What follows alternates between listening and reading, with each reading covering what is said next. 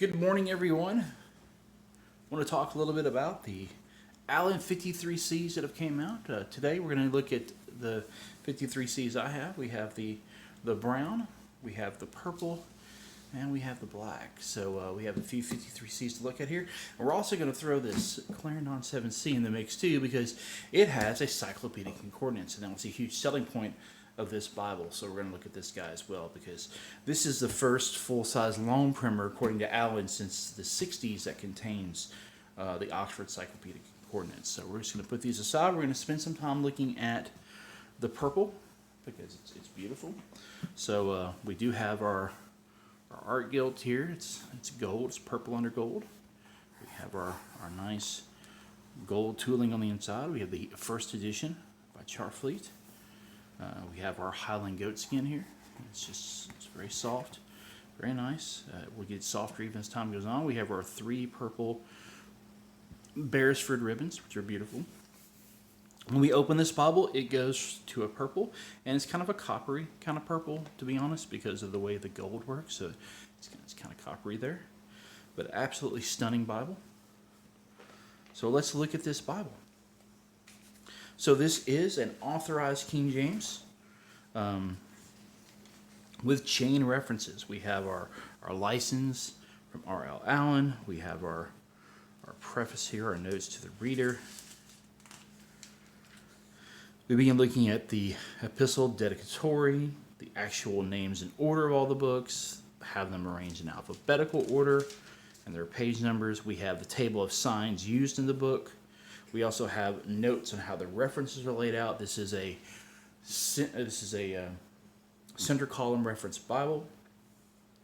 Also dealing with dates and how if there's agreed upon dates, how they're included, as well as the signs and abbreviations used in the references. So those are here as well, and you'll find these scattered throughout. Then we have our markers denoting new paragraphs.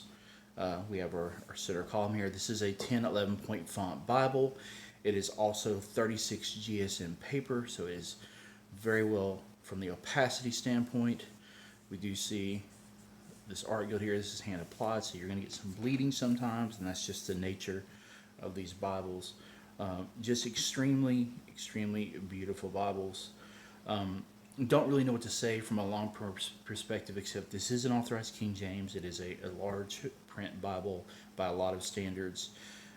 We do have the center column references. It is a dual column verse by verse layout. We have our topical kind of header at the top. We have our chapter numbers up top, and then we have our center columns, and we have our letters denoting where the references are referenced in the center column. But the big selling point of this Bible is not just that it's a Longprimer. Longprimers or Longprimers, however we want to say that, have been around for a while. Allen is one of the primary producers of these Bibles right now. This Bible, according to Allen, is the first time since the 60s this has been produced with a full Oxford Cyclopedic Concordance, and that is a big deal because it's very cool. I'm not the hugest fan of the Thompson chain Bibles. I think they're very cluttered. I know a lot of people like them, but for me, they're kind of messy. I like that everything for this Bible is just in the rear, and there's a massive amount of information there.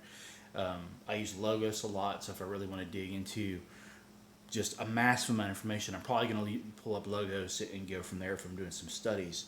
But as far as a single volume Bible, I see myself probably going to this Bible a lot because of the Cyclopedic Concordance. It's well done. It is a black letter edition Bible. I'm a fan of black letter over red letter because, in my opinion, modern Christianity many times wants to get into what did Jesus say, and this whole Bible is what Jesus said, not just the red letters. So we can get into some bad exegesis when we start looking at what did Jesus say. So for that reason, I like a black letter Bible. Just my own personal opinion there. We have Colossians, and then we get into the meat of why people want this Bible, and that is the Cyclopedic Concordance. So let's just roll back here and take a look at this. And we're also going to throw something else out when we look at this, and that is the Clarendon 7C, because the Clarendon 7C also has a Cyclopedic Concordance. So let's take a look at it as well. and see if there's any differences. And I'm going to tell you right off, there are. This is while it is basically the full concordance, there's definitely some, how do you say, abbreviations. It doesn't seem to be, from pictures and things of that nature, as expansive as this one. It's also laid out a little bit different. So when we look at this, we have the Oxford Cyclopedic Concordance. We see the font is different. We see it's laid out a little bit different on the title page. And it's also really tiny. So I really don't use the concordance in this a lot because it's just tiny. And I wear glasses, and tiny is hard for me to read. So if we flip the first page here, you're going to see we have our notes. We flip the first page here, you're going to see we don't have our notes. We have a summary of contents. The notes actually come, I believe, on the next page. So they kind of flip things around a little bit for us. So notes, summary of contents and notes here, and then we flip it and we get our summary of contents. So they reversed that printing. Then we see we have the Cyclopedic Concordance, and we have the Oxford Bible Reader's Dictionary and Concordance. So you're going to find also the charts are going to be a little off in this one. The actual Pauline chronology chart for Acts comes here like on page 2 or 3, and you see we're still flipping here and we get here. And part of that is a larger font, but the chart is still the same. Where you're going to find a difference, though, is when we start looking at things like, for example, let's go to B and look up Babylon.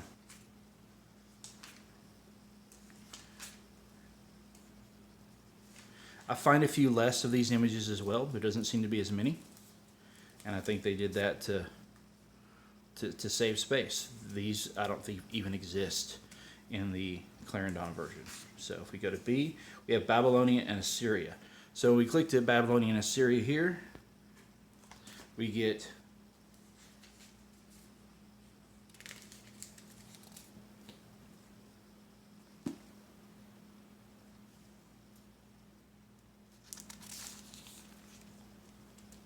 astonishment is our last word here. So if you look for astonishment, it's back a few pages. We immediately go from astonishment to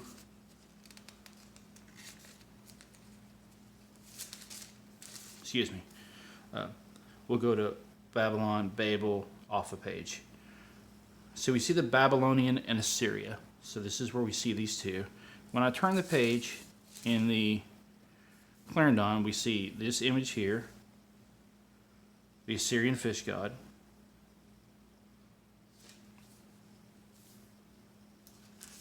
And then we see Assyrian king receiving tribute.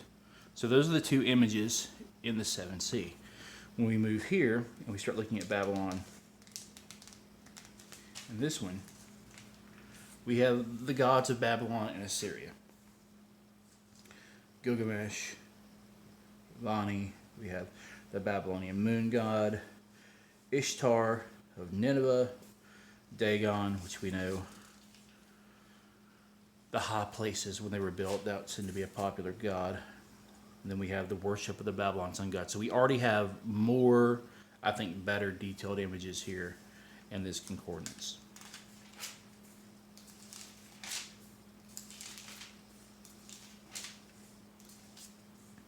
So we have Bib here at the top.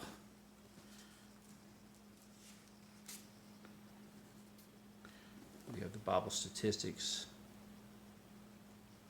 Same thing there. So aside from some of the images being different or not existing at all, if we go to care, caught, we have an image here. So let's go to caught. See, we moved from CA to CHA, and there's no image at all. So a lot less of the images. This is Bethany. We have Caesarea Philippi. We have the Cedars of Lebanon.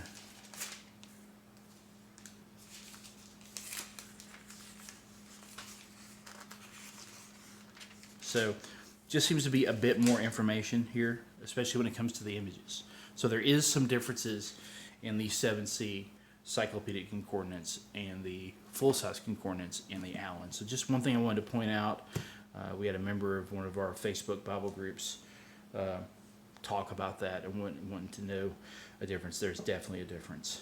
So beyond that, we have this massive amount of text at our fingerprints. Wow, that iPad just jumped in there and made that fantastic noise.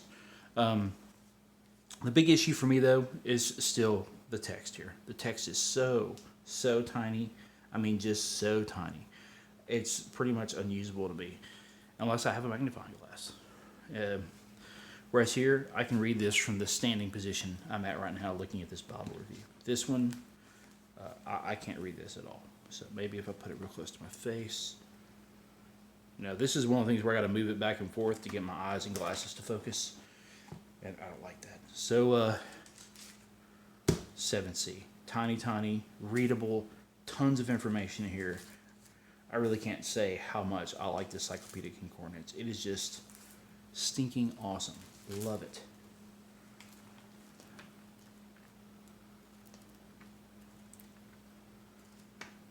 We have our maps.